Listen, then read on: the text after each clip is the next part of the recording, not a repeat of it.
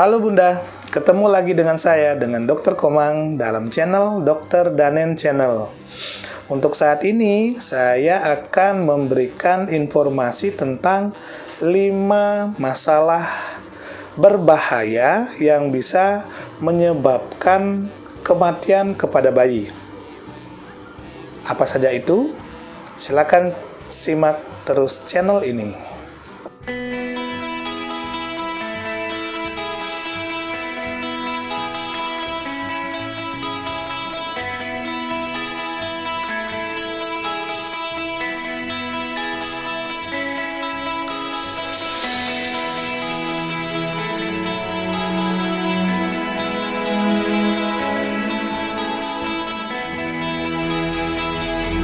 Untuk saat ini kita membahas 5 penyakit yang sering kita jumpai ketika bayi kita masih kecil. Dan kelima, kelainan ini apabila kita tidak melakukan penanganan secara cepat bisa menyebabkan, yang paling fatal bisa menyebabkan terjadinya kematian. Sebelum saya membahas kelima penyakit itu, bagi Bunda yang baru bergabung, jangan lupa subscribe channel ini dengan cara menekan tombol merah, kemudian like, komen, dan share kepada Bunda yang lain, agar Bunda yang lain mendapatkan informasi yang bermanfaat juga. Oke, nah yang pertama kita bahas ketika bayi baru lahir, hal yang berbahaya yang bisa menyebabkan kematian kepada bayi itu adalah asfiksia. Asfiksia, kalau bahasa awamnya mengatakan bayi lahir tidak menangis, bahkan bisa sampai kebiruan. Nah, itu kalau bahasa orang awam ya, ketika bayi lahir, kemudian bayinya tidak menangis, kondisi bayinya lemas ya, lunglai, kemudian warnanya kebiruan, atau ketika bayinya lahir, napasnya megap-megap ya, nanti ada scoringnya itu ya, ada skor untuk menentukan apakah anak ini asfiksia apa tidak. Nah, hal itu merupakan salah satu hal yang sangat berbahaya kepada bayi ketika kita tidak melakukan penanganan sesuai dengan standar. Nah, asfiksia pada bayi itu penyebabnya apa saja sih? Nah, penyebabnya ada yang pertama bisa karena faktor dari ibu, kemudian ada faktor dari bayi, dan faktor plasenta. Nah, untuk faktor ibu, itu yang bisa menyebabkan terjadinya asfiksia kepada bayi itu yang pertama ketika ibunya mau melahirkan, ibunya mengalami kejang, yang kalau bahasa medis itu namanya eklamsia ya. Mengalami kejang ibunya, kemudian ketika ibunya mau melahirkan bisa ibunya mengalami perdarahan yang hebat, kemudian mengalami hipertensi, kemudian ibunya juga mengalami infeksi ya. Kemudian ada penyakit-penyakit penyerta seperti penyakit diabetes mellitus pada ibunya. Kemudian ada penyakit paru yang kronis juga pada ibu. Nah, itu merupakan faktor risiko yang bisa menyebabkan bayi itu mengalami asfiksia. Nah, kalau untuk faktor dari bayi, itu bisa yang pertama karena kelainan dari jantung, ya, kelainan jantung bawaan. Kemudian yang kedua ada masalah di paru-paru, baik itu karena paru-paru belum berkembang secara sempurna, ya, biasanya pada bayi-bayi yang prematur, atau terjadi kelainan bawaan pada paru-paru. Itu bisa juga menyebabkan terjadi asfiksia. Kemudian yang ketiga, ketika bayinya mengalami anemia berat. Ya, kondisi anemia berat juga bisa menyebabkan terjadinya asfiksia pada bayi. Kemudian yang keempat, ketika bayinya itu mengalami aspirasi atau tersedak air ketuban yang tercampur mekonium di dalam kandungan. Kemudian yang kelima, ketika bayi itu mengalami infeksi. Nah, itu beberapa faktor yang bisa menyebabkan terjadinya asfiksia pada bayi yang faktornya dari bayi. Kemudian yang ketiga itu faktornya dari faktor plasenta. Apakah terjadi perdarahan pada plasentanya atau terjadi infak pada plasenta, itu bisa menyebabkan terjadinya asfiksia. Nah, ketika yang jadi permasalahannya adalah ketika bayi itu lahirnya di rumah. Nah, apa yang Bunda lakukan? Nah, sering sekali pasien-pasien yang saya terima di rumah sakit yang dilahirkan di rumah itu bayinya ditahan di rumah dulu. Setelah ada yang sehari, 2 hari baru dibawa ke rumah sakit dalam kondisi yang sudah sangat parah. Nah, apa yang mesti dilakukan ketika bayinya itu lahir tidak menangis, kemudian kebiruan, bayinya lemah, ya, kemudian tangisnya merintih, tidak kuat menangisnya, kemudian terlihat di dinding dada ini seperti cekung-cekung, ya, bernapas seperti itu, sebaiknya langsung dibawa ke rumah sakit, jangan ditahan-tahan di rumah, ya, supaya nanti kita di rumah sakit kita melakukan resusitasi namanya, ya, kita stabilkan bayinya, kemudian kita berikan oksigen, kemudian kita berikan juga terapi yang sesuai dengan apa yang kita temukan di lapangan. Kemungkinan juga anaknya akan dironsen, cek darah seperti itu, ya. Nah, itu yang sangat berisiko sekali ketika kita mengabaikan kondisi dari aspeksia atau bayi yang tidak menangis.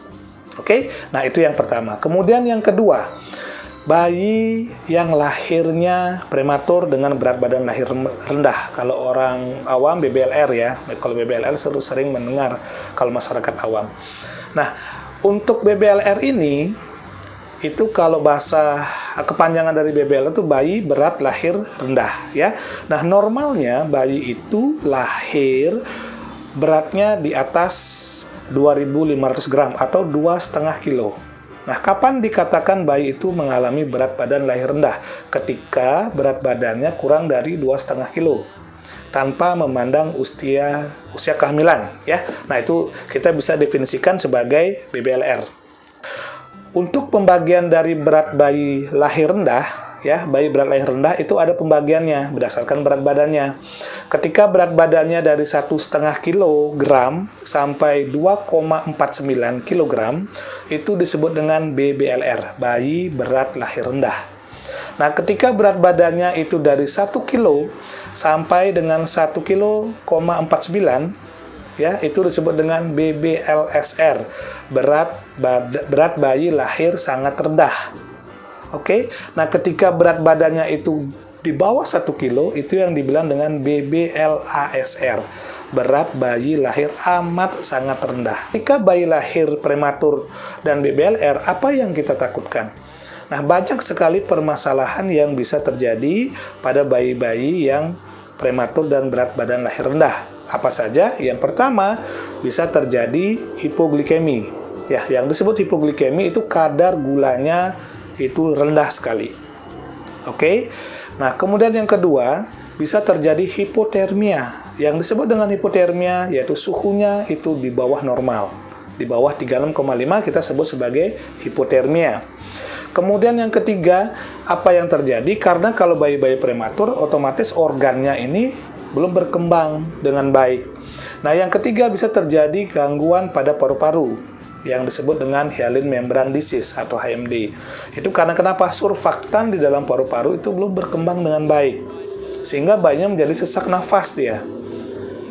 Ya, kemudian masalah yang selanjutnya itu bisa terjadi anak yang bayi lahir rendah itu rentan terhadap infeksi karena daya tahan tubuhnya lebih lemah dibandingkan dengan bayi-bayi yang cukup bulan. Kemudian masalah yang lain yang bisa terjadi untuk bayi-bayi yang prematur itu adalah ada istilahnya dengan AOP, apnea of prematurity. Itu artinya bayinya itu sering-sering henti napas, dia sering lupa bernapas karena paru-parunya belum matang. Nah, itu AOP. Kemudian yang selanjutnya adalah bisa terjadi kesulitan minum. Kalau untuk bayi-bayi prematur, apalagi yang beratnya ekstrim, ya, itu biasanya refleks menelannya itu belum bagus. Kemudian yang selanjutnya bisa terjadi kuning akibat dari prematur tersebut. Nah, makanya ketika bayi yang lahir berat badannya di bawah 2,5 kilo, sebaiknya rutin kontrol ke dokter spesialis, ya, atau dokter terdekat. Kita rutin kontrol untuk melihat ke depannya karena sering sekali terjadi gangguan tumbuh kembang juga, ya. Nah, ketika lahir misalkan bayi di rumah dengan berat badan ekstrim, misalkan 1 kilo, 1,5, 1,6 gitu ya, kemudian 1,3 seperti itu. Berdasarkan pengalaman saya di sini juga banyak yang dirawat di rumah. Kemudian setelah 2 hari, 3 hari baru dibawa ke rumah sakit. Nah, itu juga hal yang salah. Ketika berat badannya bermasalah seperti itu, alangkah lebih baiknya bunda segera bawa ke rumah sakit. Karena kenapa? Nanti bayinya itu kita akan rawat dalam inkubator. supaya menjaga suhunya tetap stabil. Seperti yang saya bilang tadi, karena pada bayi-bayi prematur sering sekali terjadi gangguan pada suhu tubuhnya. Suhu tubuh yang terlalu ekstrem, yang terlalu rendah itu bisa membunuh bayi. Jangan salah, ya. Nah, kemudian yang kedua, kita juga bisa memonitor dari kadar gulanya. Kalau kadar gula terlalu rendah, itu juga bisa menyebabkan bayi itu bisa meninggal mendadak. Ya, kemudian kita juga telusuri infeksi dan kemungkinan kelainan yang lain. Nah, itulah gunanya ketika bayi yang lahir prematur dengan berat badan yang ekstrem, sebaiknya segera dibawa ke rumah sakit. Oke? Nah, itu penyakit yang kedua. Sekarang kita penyakit yang ketiga. Yang ketiga yang sering terjadi adalah kuning pada bayi. Nah, saya bahas kuning pada bayi karena kenapa? Pasiennya banyak. Ya, lumayan lah saya menangani pasien kuning pada bayi.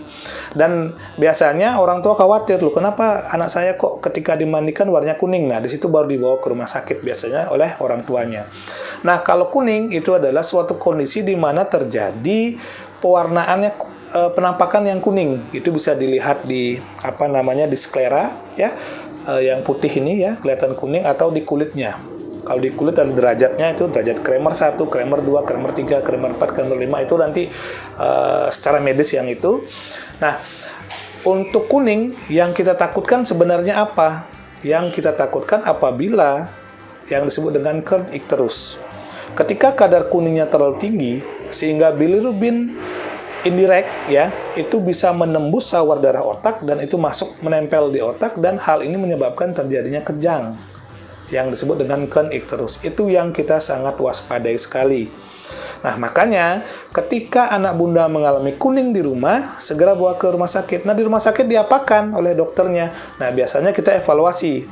Kita lihat kadar kuningnya berapa, ya, berapa derajatnya, nanti dokternya akan mengevaluasi. Kemudian ketika benar bayi ini kuning, ya, menurut pemeriksaan dokter, pasti dokter akan mengecek laboratorium.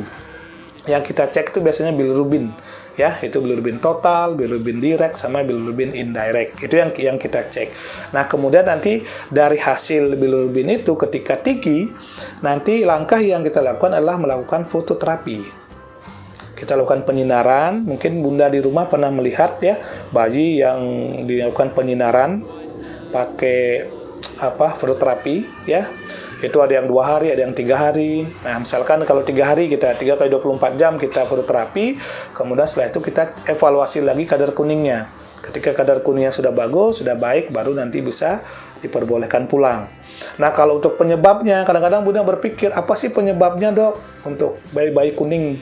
Nah, penyebabnya itu ada beberapa faktor yang bisa menyebabkan bayi itu mengalami kuning. Nah, ada yang fisiologis, ada yang patologis. Nah, kemudian kapan kita menentukan dia fisiologis, kapan menentukan patologis, ya. Biasanya kita lihat kalau dia kuningnya hari pertama, itu patologis biasanya. Patologis maksudnya bukan varian normal, nah, itu patologis, ya.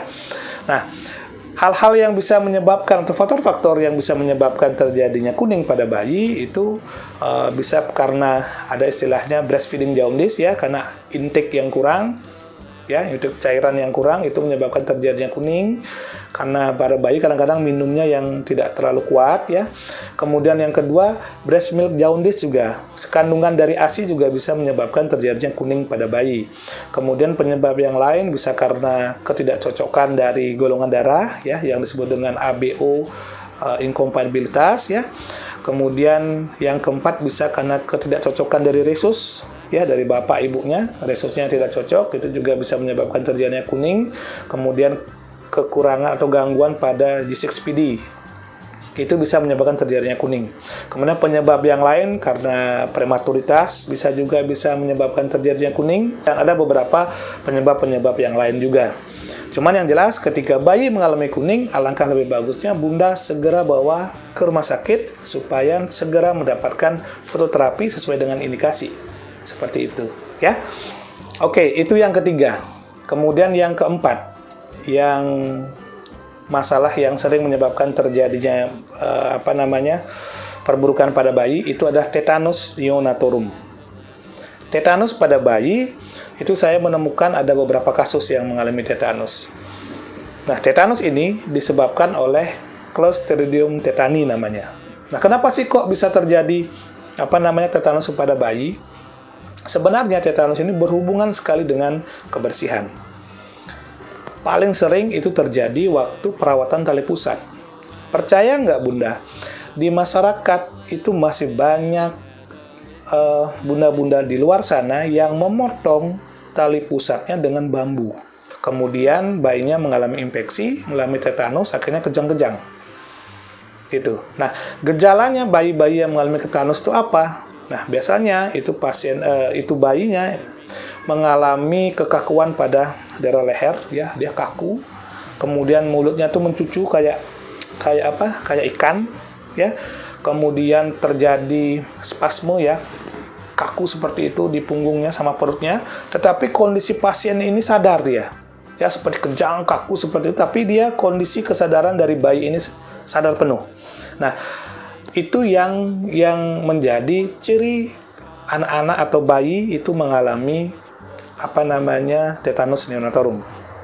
Nah, hal itu sangat berbahaya sekali. Ketika kita tidak segera melakukan penanganan, bisa menyebabkan kematian kepada bayi. Nah, langkah yang kita lakukan apa?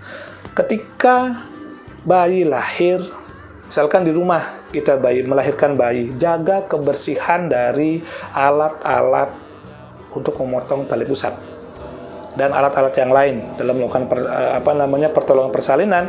Jaga kebersihan dari alat-alat tersebut. Ketika kita menjaga kebersihan dari alat-alat tersebut, maka faktor risiko untuk terjadinya tetanus itu akan berkurang. Terus yang kedua, yang dilakukan adalah ketika mau melahirkan di rumah, melahirkanlah sama bidan. Ya, bidan yang terlatih atau bisa dibawa ke klinik, di dokter spesialis kandungan bisa atau di rumah sakit, ya, supaya nanti peluang terjadinya tetanus neonatorum juga lebih kecil. Nah, itu yang keempat. Sekarang yang terakhir, yang kelima. Itu yang dibilang meconium aspirasi sindrom. Kalau orang awam bilang keminum air ketuban. Itu bahasa awamnya. Nah, meconium aspirasi sindrom atau tertelan air ketuban, tersedak air ketuban, itu merupakan suatu permasalahan yang sangat serius terjadi pada bayi. Nah, Bunda sering bertanya, kenapa sih kok bisa istilahnya bayinya mengalami tersedak air ketuban? Sebenarnya begini, bayi normal di dalam kandungan itu belum BAB dia, belum mengeluarkan meconium. Nah, untuk buang air besar yang pertama pada bayi yang warna kehitaman, kecoklatan itu, kebiruan ya, biru hitam coklat ya seperti itu warnanya, itu disebut dengan meconium namanya. Nah, normalnya ketika bayi di dalam kandungan itu tidak mengeluarkan meconiumnya. Nah, tetapi ketika bayi itu mengalami stres dalam kandungan akibat dari masalah pada ibunya, baik itu ibunya karena ibunya mengalami infeksi atau bayi ibunya mengalami kejang, perdarahan, dan penyakit berat yang lain, bayi di dalam kandungannya dia stres. Ya, stres, kemudian mengalami hipoksia namanya, kekurangan oksigen, sehingga keluarlah kotoran bayi tersebut, meconium tersebut ke air ketuban dalam kandungan. Nah, itu yang terhirup masuk ke dalam sistem pernapasan daripada bayi. Nah, itu yang menyebabkan terjadinya tersedak atau meconium aspirasi sindrom. Dia tuh sistemnya tuh meconium itu sangat sangat pekat dan sangat lengket.